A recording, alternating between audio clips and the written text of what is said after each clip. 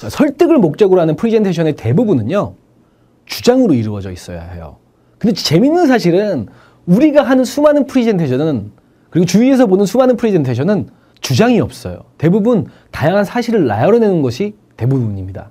그래서 데이터 덤프가 되는 거예요. 근데 보통 설득을 목적으로 하는 프레젠테이션은 주장을 중심으로, 주장이 앞서 말씀드린 포인트 3, 4개가 될 수 있을 거예요. 많으면 5, 6개까지. 그 포인트를 중심으로 그것들의 근거가 촉촉촉촉 쌓여 있어서 그렇게 하나의 그룹이 형성되고, 주장, 근거, 또 하나의 그룹, 이렇게 무리짓기 기술을 통해서 주장과 근거를 무리짓는 것이 사실은 설득력 있는 프레젠테이션을 만드는데 굉장히 중요한 사실입니다. 자, 그렇기 위해서는 우리는 팩트, 사실과 클레임, 주장을 구분할 줄 알아야 돼요. 쉽게 말씀드리면 팩트, 사실은 말 그대로 객관적이면서 입증이 불필요한, 누구나 알 수 있는 것들을 의미해요. 그러기 위해서는 자료의 출처도 필요할 거고요. 그것들이 어떠한 의미를 말하는지, 거기에 어떤 것들을 내포하고 있는지를 쉽게 설명할 수 있어요. 반대로 클레임, 주장, 말 그대로 주관적이에요. 이건 내 얘기지 다른 사람이 인정해주는 얘기가 아니에요. 동시에 반드시 입증하지 않으면 그거는 나만의 주장으로 끝납니다. 그러기 위해서 적합한 어떤 근거들을 사용해서 항상 그 주장을 받쳐줘야 될 거고요. 그 이유를 명확하게 말해주지 않으면 주장 자체는 설득력이 떨어지게 됩니다. 자, 그럼 우리 이 팩트와 클레임을 각각 청중들에게 얘기했을 때의 상황들을 한번 생각해 볼게요. 제가 만약에 팩트를 얘기했어요. 팩트, 저는 몇 살입니다.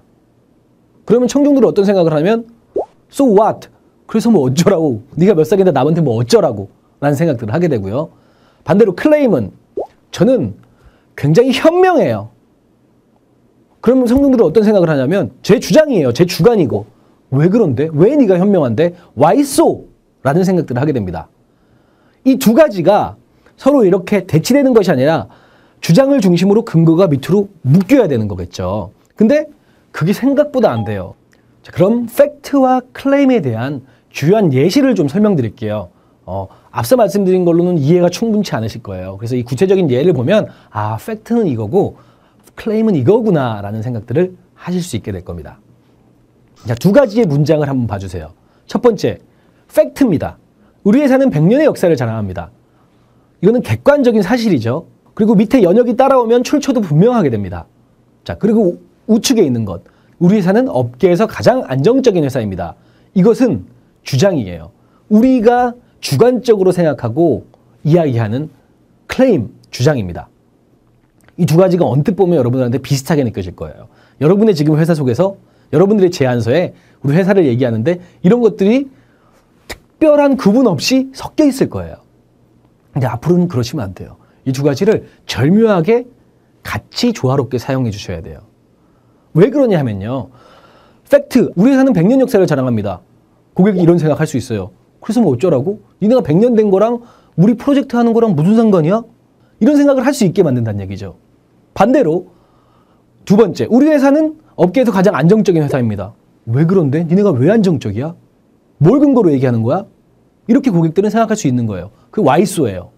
근데 이 두 가지를 합치면 우리 회사는요, 업계에서 가장 안정적인 회사입니다. 라고 주장을 하시는 거예요.